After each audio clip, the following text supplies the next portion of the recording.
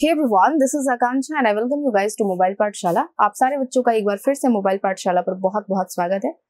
आज के वीडियो में गाइस मैं आपको कुछ इंपॉर्टेंट क्वेश्चंस कराऊंगी सीपीएसआई के लिए।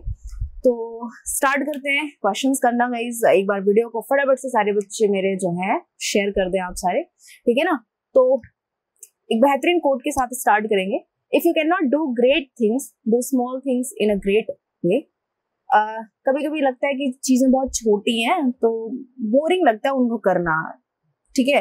तो बट ऐसे नहीं होता यार, आप छोटी चीजों में भी आप बहुत कुछ बड़ा कर सकते हो। तो do small things, do the small things in a great way. मतलब छोटी छोटी चीजों को बेहतरीन तरीके से करें, कुछ अलग करें ताकि लोग आपसे इंस्पायर हो, है ना। लोग छोटी चीजों को इग्नोर कर देते हैं। कोई भी एग्जाम हो गया या कोई भी चीज हो गया आपकी लाइफ में, कोई भी एग्जाम्पल आप ले सकते हो।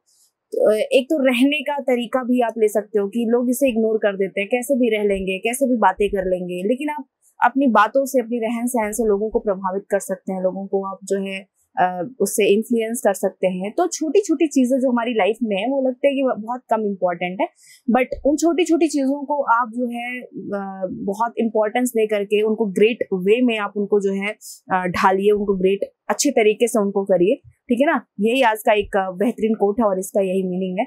स्टार्ट करेंगे आज के क्वेश्चंस को करना गाइस।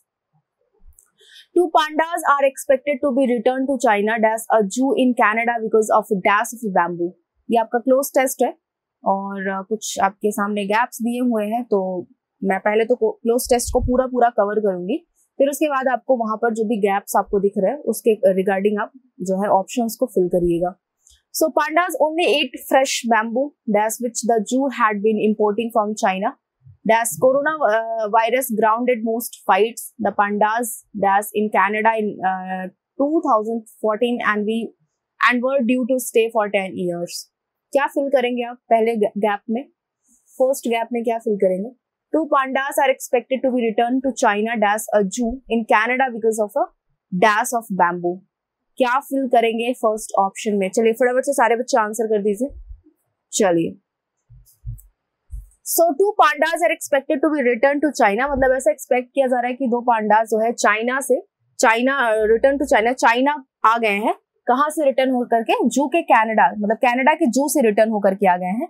तो कनाडा के जू से रिटर्न होकर के आ गए ना, तो से का सेंस यहाँ पर फ्रॉम ही देगा। कहीं से होना या कहीं से आने के लिए हम फ्रॉम का यूज करेंगे ना। कहीं से आना, जैसे आई एम फ्रॉम दिल्ली, तो कहीं से होने के लिए हम फ्रॉम का यूज करते हैं। So two pandas are expected to be return to China from a zoo in Canada because of a shortage, surplus, storage या एक्सेस। बताइए। Because of a shortage of bamboo, मतलब बैम्बू के कमी की वजह से जो है दो पांडास जो है वापस आ गए चाइना। चलिए next. Pandas only eat fresh bamboo dash with the zoo had been importing from China dash coronavirus grounded most fights। Option number third में क्या फिल करेंगे? चलिए बच्चों, सारे बच्चे आंसर कर दीजिए फटाफट से। सारे बच्चे एक बार शेयर कर दीजिए, लाइक कर दीजिए वीडियो को। मैं सारे बच्चों के कमेंट्स को देख रही हूँ, तो फटाफट से लाइक शेयर कर दीजिए आप सारे बच्चे। So pandas only eat fresh bamboo, flood, plant, nourishment या फिर मिल। भाई बैम्बू तो आपका प्लांट है ना, तो यस एब्सोल्युटली आपका सेकंड ऑप्शन यहाँ करेक्ट हो जाएगा, which the zoo had been importing from China. चलिए गैप नंबर 4 में क्या फिल करेंगे आप? अनलेस, अंटिल, आफ्टर या वाइल।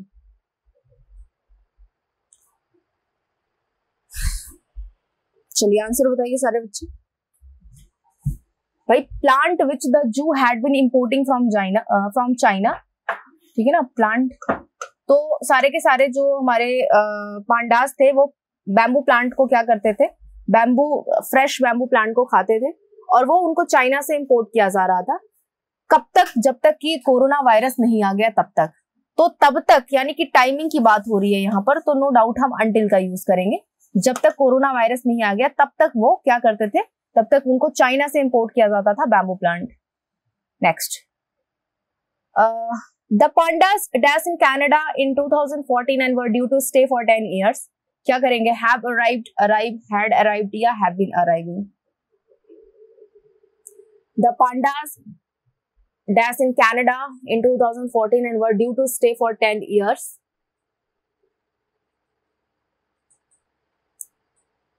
पांडास आए हुए थे, पांडास जो है आए हुए थे, तो पास्ट की बात हो रही है बेटा, तो यहाँ पर हैव होगा नहीं। हैड बीन अराइविंग के साथ कोई टाइमिंग होना चाहिए, ठीक है ना। ये भी कॉन्टिन्यूअस एक्शन है, तो कॉन्टिन्यूअस एक्शन भी नहीं है, यहाँ पर परफेक्ट एक्शन की बात हो रही है। पास्ट में हम प्रेजेंट का वर्ब भी नहीं डालेंगे, मतलब आए हुए थे, आए हुए थे, आ चुके थे, आ चुके थे, यहाँ पर हमें पास्ट परफेक्ट का नीड है, क्योंकि यहाँ पर आप देख सकते हैं एक्शन कंप्लीटेड है, तो पास्ट की बात हो रही है यहाँ पर, तो पास्ट परफेक्ट आप यूज करेंगे, क्योंकि जब हम पास्ट ऑफ द पास्ट की बात करते हैं बेटा, तब हम यूज करते हैं पास्ट परफेक्ट, राइट। तो यहाँ पर आप हैड अराइव्ड का यूज करेंगे, ठीक है ना। आपके सामने जो गैप है पहले तो देख लीजिए, सॉरी आपके सामने जो ऑप्शन है एक बार देख लीजिए अच्छे से। हैव अराइव्ड आप करेंगे नहीं, अराइव भी आप नहीं करेंगे, हैड बीन अराइविंग भी आप नहीं करेंगे, यहाँ सी ऑप्शन आपका करेक्ट हो जाएगा, हैड अराइव्ड हो जाएगा, क्योंकि बात तो पास्ट की हो रही है, यहाँ कोई टाइमिंग ऐसा है नहीं और कोई कॉन्टिन्यूअस एक्शन भी नहीं है, तो यहाँ हैड बीन अराइविंग होगा नहीं, तो यहाँ आपका फिफ्थ ऑप्शन यानी फिफ्थ में सी ऑप्शन आपका हैड अराइव्ड करेक्ट हो जाता है। नेक्स्ट, सो अब आ जाते हैं हम क्वेश्चन, ये 6 होना चाहिए, वैसे तो 6 होना चाहिए। If there is no need to substitute, select no substitution required, ठीक है। चलिए ये हटा दीजिए आप यहाँ से, क्वेश्चन आपका यहाँ से स्टार्ट है। If you will buy one shirt, you will get another one free। यहाँ आपको बताना है कि हमें क्या किस पार्ट को इंप्रूव करना है। If you will buy one shirt, you will get another one free। इस किस पार्ट में आपको इंप्रूवमेंट करने की नीड है, फटाफट से बता दीजिए सारे बच्चे। चलिए सारे बच्चे फटाफट से आंसर करिए, किस पार्ट में इंप्रूवमेंट करने की हमें नीड है। If there is no need to substitute it, select no substitution required. अगर कोई हमें कोई इंप्रूवमेंट नहीं करना है, कोई सब्सटीट्यूशन हमें नहीं चाहिए, तो नो सब्सटीट्यूशन का ऑप्शन भी आप चेक कर सकते हैं, टिक लगा सकते हैं वहां पर। सो गाइज आपने देखा कि यहाँ पर हमारा ये जो सेंटेंस है ये कंडीशनल सेंटेंस है, ये कंडीशनल सेंटेंस है। यहाँ पर इफ के साथ हमने कंडीशन फॉलो किया है और फिर हम यहाँ इस सेंटेंस में रिजल्ट बता रहे हैं। यहाँ हम कंडीशन बता रहे हैं और इस सेंटेंस में हम उसका रिजल्ट बता रहे हैं, इस सेंटेंस में उसका हम रिजल्ट बता रहे हैं। यहाँ कह रहे हैं कि अगर मेरे पास में एक और शर्ट होता, if you by one shirt, अगर मैं एक शर्ट खरीदता हूं तो मुझे दूसरा शर्ट फ्री में मिलेगा।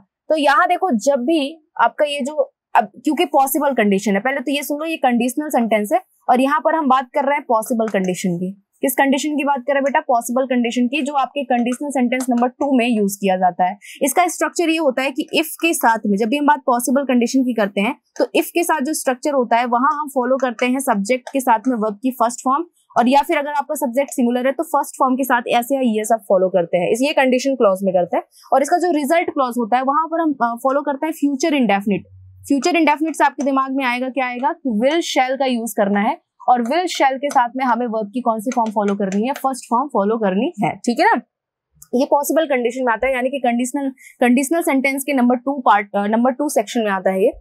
तो गाइज यहाँ आपको समझना होगा कि ये पॉसिबल कंडीशन है क्या। पॉसिबल कंडीशन होता है कि जब हम प्रेजेंट में कोई शर्त लगाते हैं जिसका रिजल्ट हम फ्यूचर में बताते हैं। प्रेजेंट में शर्त लगा रहे हैं और रिजल्ट उसका फ्यूचर में बताते हैं, तो इस कंडीशन को हम बोलते हैं पॉसिबल कंडीशन, जो कि पॉसिबल होता है कि ऐसा कुछ होगा, ठीक है, ऐसा कुछ होगा। तो यहाँ पर जैसा कि मैंने स्ट्रक्चर बता दिया कि स्ट्रक्चर ये फॉलो किया जाता है, इफ प्लस सब्जेक्ट के साथ में वर्ब की फर्स्ट फॉर्म, और यहाँ फ्यूचर इंडेफिनिट हम फॉलो करते हैं रिजल्ट क्लॉज में। तो रिजल्ट क्लॉज तो आपका यही है, फ्यूचर इंडेफिनिट में है, बट यहाँ आपको दिक्कत है। यहाँ आपको करना क्या चाहिए? इफ यू बाय होना चाहिए, क्योंकि सेंटेंस को आपको प्रेजेंट इंडेफिनिट में फॉर्म करना है। तो आपका सेकंड ऑप्शन यहाँ करेक्ट हो जाता है। Next, the box was dash heavy for that little child to carry, not much too या इनफ। बताइए क्या होगा, क्या फिल करेंगे? सारे बच्चे फटाफट से आंसर कर दो, क्या फिल करेंगे आप? नॉट मच टू या फिर enough? So guys the box was, अब देखो टू, जब सेंटेंस हमारा नेगेटिव होता है ना, नेगेटिव सेंटेंसेस में हम यूज करते हैं टू के साथ में टू का पेयर, ठीक है ना, टू के साथ में टू का पेयर करते हैं।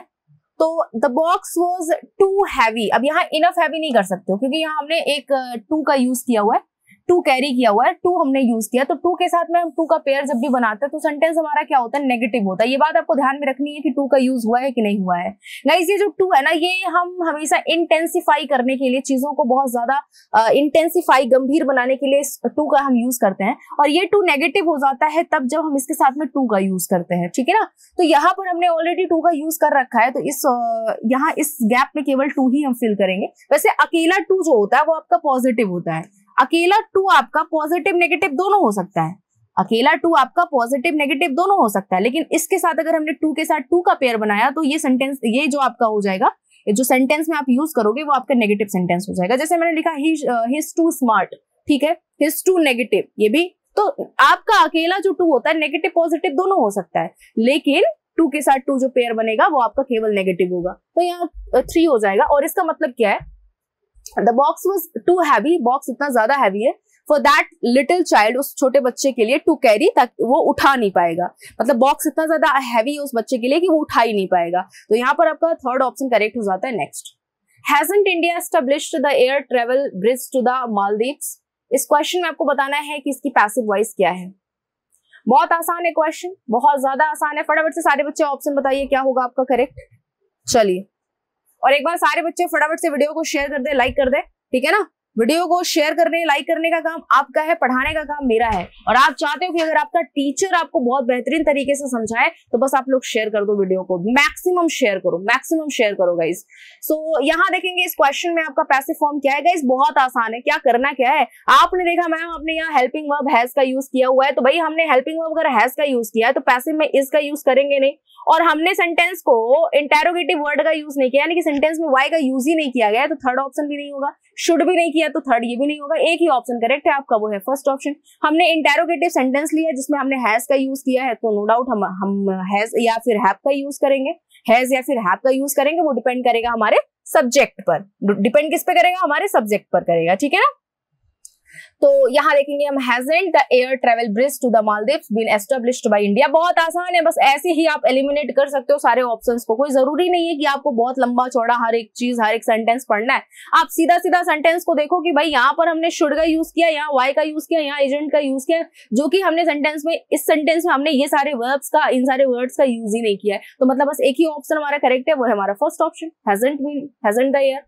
टू टेक पेन्स, ये आपका ईडियम है, व्हाट डज इट मीन। चलिए आंसर सारे बच्चे बता दीजिए, इस ईडियम का मतलब क्या है, इस ईडियम की मीनिंग क्या है। To punish someone, to make efforts, to been atrocities, या फिर टू रिमेन। बताइए फटाफट से सारे बच्चे ऑप्शंस बताइए कौन सा करेक्ट है, फटाफट से बताइए।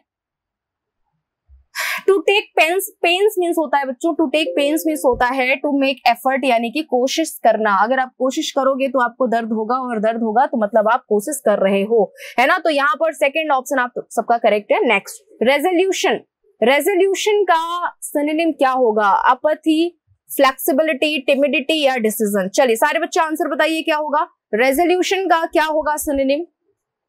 भाई रेजोल्यूशन का सिनोनिम क्या होगा, रेजोल्यूशन का सिनोनिम क्या होगा बताइए। अब रेजोल्यूट है मतलब आपने डिटरमाइन कर लिया है कि आप काम को करेंगे, रेजोल्यूट है आप, है ना, डिटरमाइंड है आप, तो आपका यहाँ हो जाता है डिसीजन। क्या हो जाता है, डिसीजन हो जाता है ना। डिसीजन वर्ड ही आपका जो है वो आपका दृढ़ निश्चय से संबंधित है, या किसी चीज पर स्टिक होने से जो है आपका रिलेटेड है, तो आपका फोर्थ ऑप्शन करेक्ट हो जाता है। नेक्स्ट, बाकी अपैथी मीन्स होता है गाइज, अपैथी मीन्स होता है, देखो इसको दो तरीके से प्रोनाउंस कर सकते हैं, एक तो आप पैथी कर सकते हैं या अपैथी कर सकते हैं, दोनों तरीके से हम अपैथी, कुछ लोग पैथी इसको बोलते हैं, बट इसका जो करेक्ट प्रोनाउंसिएशन है वो है आपैथी, आपैथी, ठीक है ना। सो आपैथी मीन्स होता है नो फीलिंग, कोई भी फीलिंग ना होना, बिल्कुल स्टॉइक होना। फ्लैक्सिबिलिटी, जो कि क्या कर सके, जो फ्लैक्सिबल हो, यानी कि जिसको हम जो है मतलब जो आपका रेजोल्यूट भी हो सके और जो इनरेजोल्यूट भी हो सके। टिमिडिटी मतलब कॉवर्डनेस, बिल्कुल कॉवर्ड होना, बिल्कुल मतलब कायर होना, ठीक है। नेक्स्ट, चलिए सो आपके सामने क्वेश्चन नंबर 11 है, तो फटाफट से मुझे बता दीजिए कि इस क्वेश्चन में आपका जो डायरेक्ट फॉर्म है वो कौन सा है, मतलब इस क्वेश्चन का आपको बताना है direct form. The sports teacher told the principal that if their school wanted to start a sports club they would need to buy some cricket kits, basketballs and footballs initially. फटाफट से सारे बच्चे एक बार share करते video को और फिर answer बताइए क्या होगा।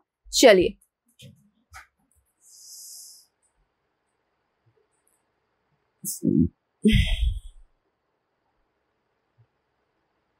आप बच्चे बस कुछ नहीं करो, आप बस वर्ब्स को आइडेंटिफाई कर लो कि वर्ब आपका यूज किया गया है कि नहीं किया गया है। आपने यहाँ पर देखिए, आपने यहाँ टोल्ड का यूज किया है, इट मीन्स सैड टू हो जाएगा हर जगह पर, तो हर जगह पर हमने सैड टू का यूज किया, ठीक है। चलिए ये पॉइंट हमने मार्क कर दिया है। Sports teacher said to the principal, said to the principal, said to the principal, said to the principal that if their school wanted. अब यहाँ पर देखो आपने इफ का यूज किया हुआ है, तो इफ में सारे ऑप्शंस में, ठीक है।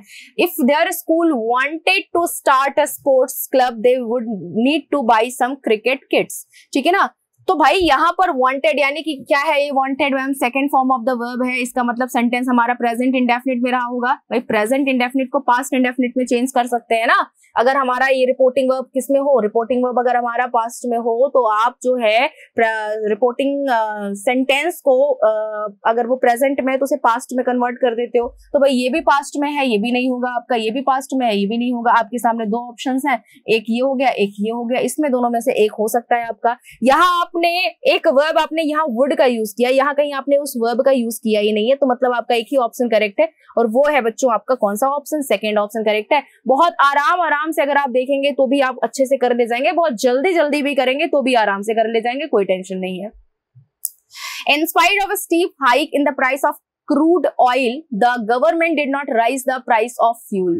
बहुत अमेजिंग सा क्वेश्चन है। अभी मैं अपने लाइव सेशन में कुछ इसी तरह के क्वेश्चंस करा रही हूँ, तो भाई लाइव सेशन जरूर आप लोग देखा करिए। 6:30 बजे मेरा शाम को लाइव सेशन होता है मोबाइल पाठशाला के यूट्यूब चैनल पर, और इस 6:30 बजे की क्लास में हम एसएससी के सारे कॉन्सेप्ट्स को डिस्कस करते हैं। एसएससी की ही इंग्लिश आपकी चल रही है मोबाइल पाठशाला पर, और जिसमें हम कर क्या रहे हैं भाई, जिसमें अभी हमने स्टार्ट किया है वर्ब को पढ़ना, और आज हमारा जो है वो हमारा 4th लेक्चर है वर्ब का।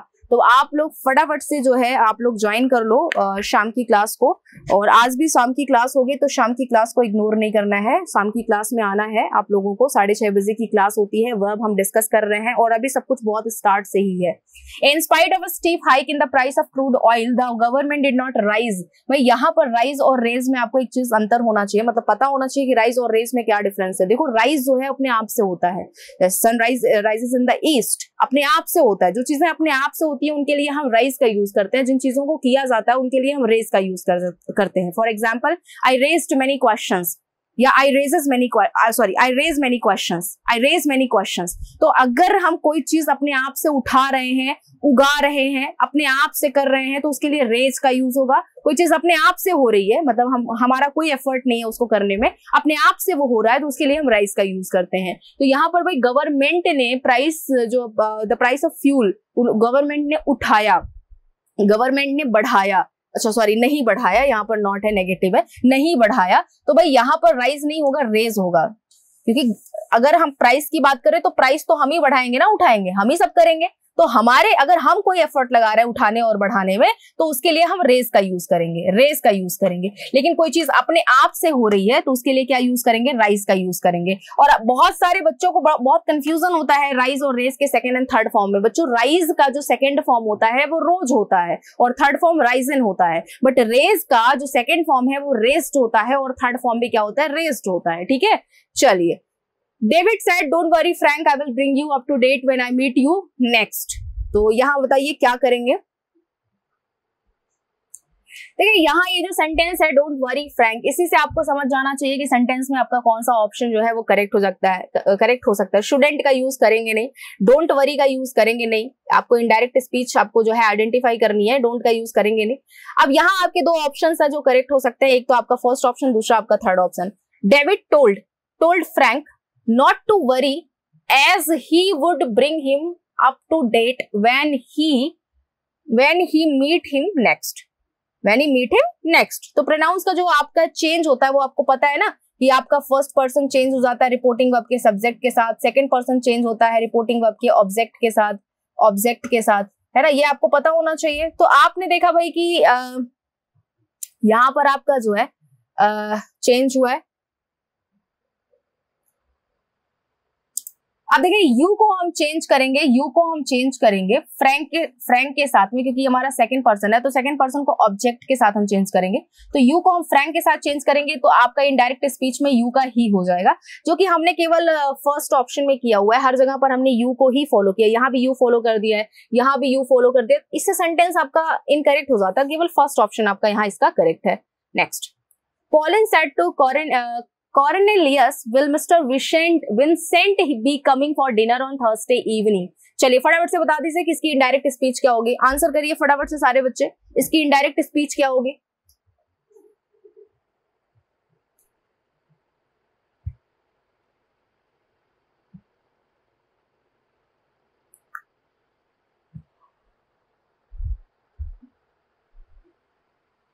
आपने देखा इस सेंटेंस में, ये जो सेंटेंस आपका इंटेरोगेटिव सेंटेंस है, इंटेरोगेटिव सेंटेंस में आपका रिपोर्टिंग वर्ब जो होगा वो आस्क्ड हो जाएगा। तो यहाँ टोल्ड का यूज किया गया है, ये भी नहीं है। यहाँ सेड टू है, ये भी नहीं है, ये भी नहीं है। आपका थर्ड ऑप्शन यहाँ पर करेक्ट है। और ऑल्सो आपने यहाँ पर वुड बी कमिंग फॉलो किया है, ठीक है ना, बट यहाँ आपने जो है इस रिपोर्टिंग वर्ब को जो है टोल्ड कर दिया, इस वजह से ये सेंटेंस इनकरेक्ट हो जाता है। नेक्स्ट चलिए, सो आपके सामने क्वेश्चन नंबर 15 है गाइस, और यहाँ आपके सामने आ गया है एक पैराजम्बल का क्वेश्चन। तो फटाफट से आंसर बता दीजिए, इसका कोहेरेंट ऑर्डर क्या होगा। चलिए बताइए।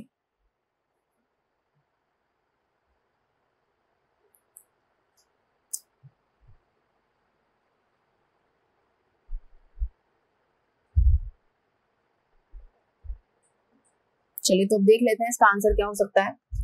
It was a bright cold day. सारे ऑप्शन में पहला जो है आपका सेंटेंस वो ए ही फॉलो किया जाएगा। अब ए के साथ बी कोहेरेंट है या ए के साथ सी है या ए के साथ बी है या ए के साथ सी है, वो तो हम चेक कर लेंगे। ए के साथ सी देख लेते हैं एक बार पहले तो। It was a bright cold day but it was difficult to stand और walk on the glassy surface. ठीक है, हम कर सकते हैं, ए के साथ सी भी कर सकते हैं। तो ए के साथ हमने सी को चेक कर लिया जो कि हमें एप्रोप्रिएट लगा। अब ए के साथ बी को भी चेक कर लेते हैं ताकि कोई दिक्कत ना रहे। ए के साथ हमने बी को चेक किया। The ground was covered with slit and that had frozen. ठीक है, ए के साथ बी भी ठीक है। अब आगे देखेंगे, एक बी के साथ बी के साथ डी का पेयर बन रहा है कि नहीं बन रहा है। बी के साथ डी का पेयर बन रहा है कि नहीं बन रहा है, और या फिर देखेंगे हम सी के साथ डी का पेयर बन रहा है कि नहीं बन रहा है, ये भी तो चेक करेंगे। बी के साथ डी का भी पेयर चेक करेंगे और सी के साथ डी का पेयर चेक करेंगे। तो यहाँ हमने देखा कि अगर हम सी के बाद डी का यूज करते हैं, but it was difficult to stand और walk on the glassy surface and I took my dog for a little walk up the road. ठीक है, ये भी ठीक है। सी के साथ डी का भी पेयर बन रहा है। और बी के साथ देख लेते हैं एक बार की the ground was covered with sleet at that had frozen and बच्चों एंड डी कहा गया I took my dog for a little walk up the road. ठीक है, ये भी सही है, ये भी सही है। ए के साथ बी भी सही है, ए के साथ और सी के साथ डी भी सही है। ए सी डी का भी पेयर बन रहा है, ए बी डी का भी पेयर बन रहा है। आगे हम देखेंगे कि भाई ए डी के साथ ई का पेयर बन रहा है कि नहीं बन रहा है। डी के साथ ई का पेयर बन रहा है कि नहीं बन रहा है, और डी के साथ बी का पेयर बन रहा है कि नहीं बन रहा है।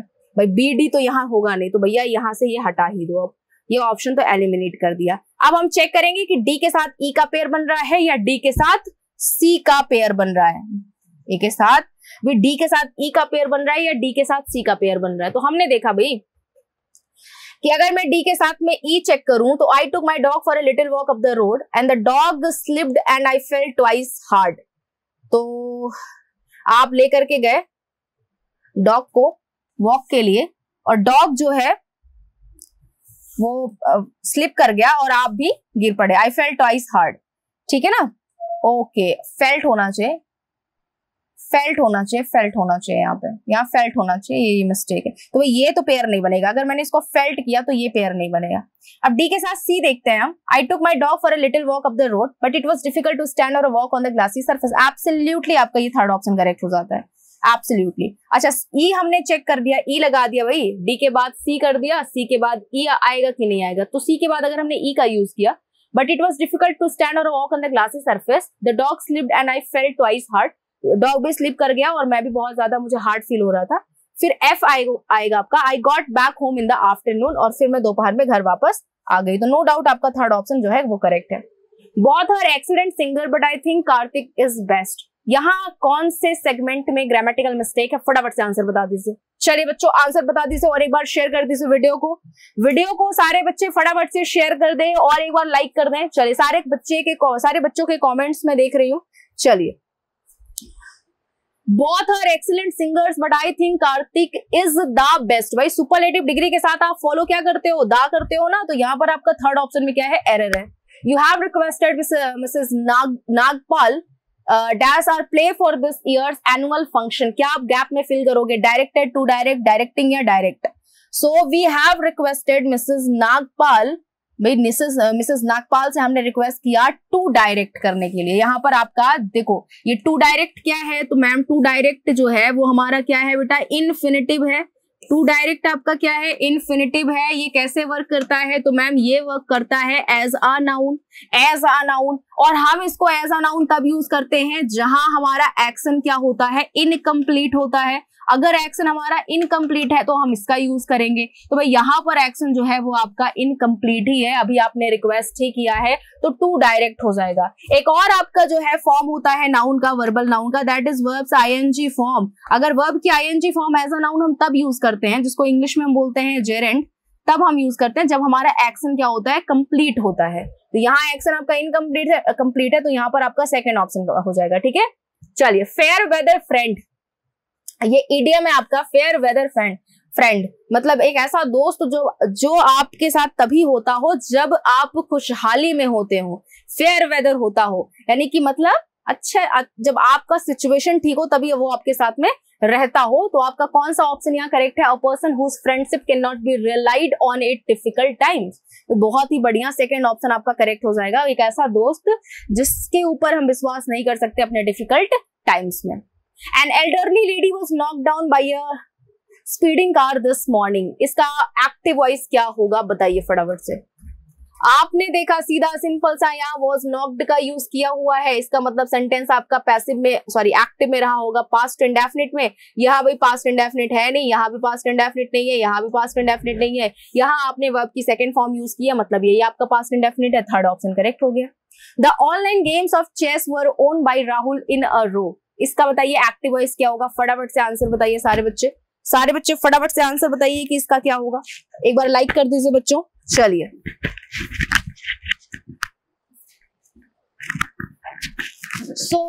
यहां देखेंगे वर्ब ओन, यहां भी आपने वर्ब के साथ में वर्ब की थर्ड फॉर्म यूज की, इट मींस कि आपका पास्ट इंडेफिनिट में सेंटेंस रहा होगा एक्टिव वॉइस में। तो यहाँ भैया आपने वॉज का यूज किया है, ये भी नहीं है, हैज का यूज किया, ये भी नहीं है, हैड वोन का यूज किया, ये भी नहीं है, फर्स्ट ऑप्शन यहाँ पर आपका करेक्ट है। नेक्स्ट चलिए, तो 21 का आपका जो है पैराजम्बल का क्वेश्चन है, फटाफट से बताइए कि इसका आंसर क्या होगा। चलिए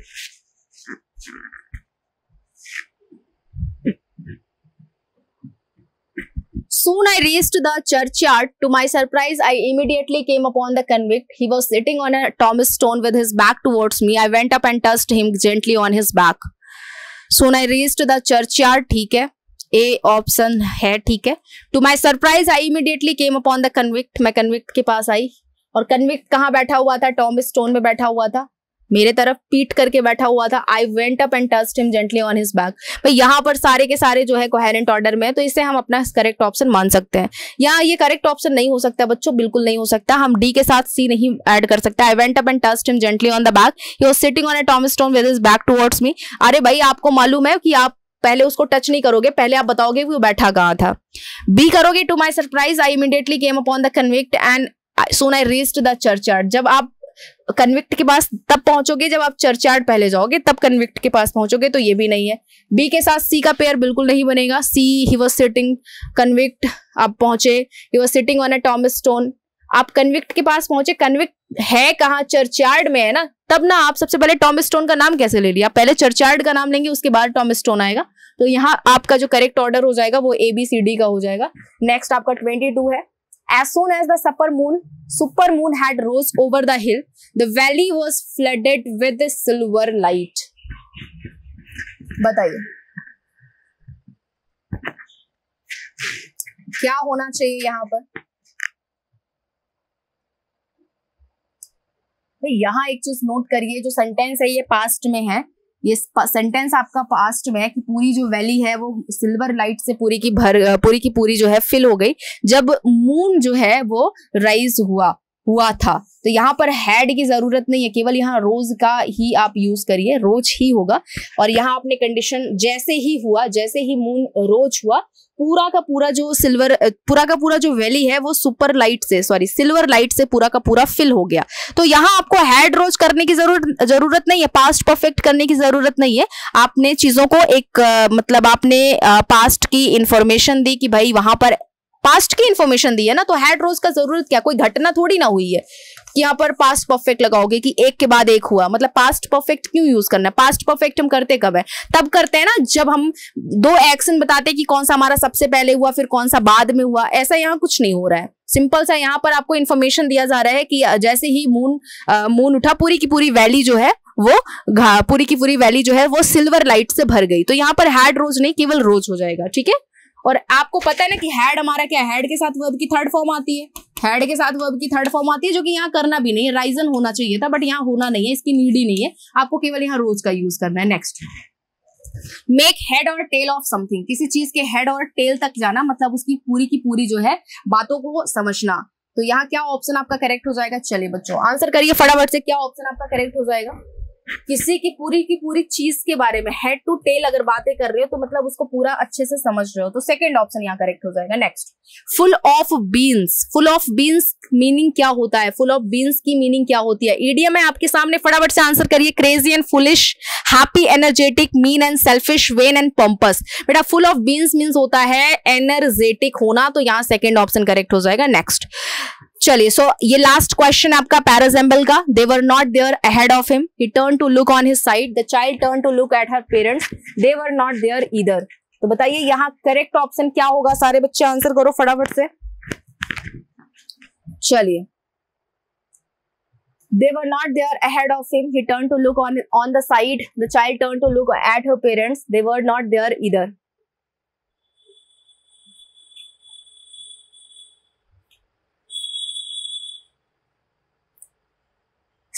दे वर नॉट देयर ईदर, ये दे क्या है आपका? प्रोनाउन है, इससे स्टार्ट नहीं करोगे, ये भी प्रोनाउन है, इससे स्टार्ट नहीं करोगे, ये भी प्रोनाउन है, इससे स्टार्ट नहीं करोगे। सी से हम स्टार्ट करेंगे सेंटेंस को, तो दो ही ऑप्शन में सी है, इसका मतलब डी को इग्नोर कर देते हैं और सी पर आ जाते हैं बेटा। तो सी के बाद ए आपका करेक्ट है कि नहीं करेक्ट है? The child turn to look at her parents, they were not there ahead of him, तो अपने पेरेंट्स के तरफ वो मुड़ा, देखा तो वो वहां पर नहीं थे। ठीक है, सी के साथ ए का पेयर बनेगा। अब ए के साथ डी कोहेरेंट है या ए के साथ बी कोहेरेंट है, वही चेक हो जाता है। अब देखेंगे ए के साथ they were not there either या he turn to look on the side, on the other side होना चाहिए था, ऑन द अदर साइड।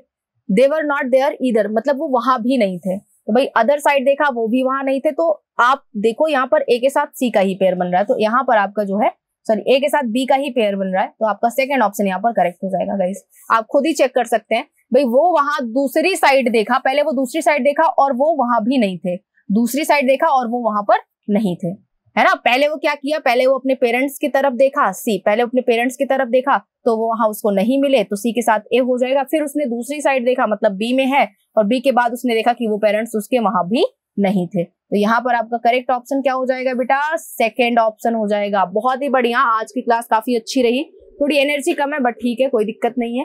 और एक चीज और कहना है कि शाम की क्लास में 6:30 बजे की क्लास में आप लोगों को कोई भी डाउट है इस क्वेश्चन आज के इस सेशन से, तो आप मुझसे 6:30 बजे की शाम की क्लास में मिल सकते हैं, आपके सारे डाउट्स को मैं सॉल्व कर दूंगी। और अगर पसंद आए वीडियो तो लाइक शेयर एंड सब्सक्राइब कर दीजिएगा। Thank you so much, bye guys.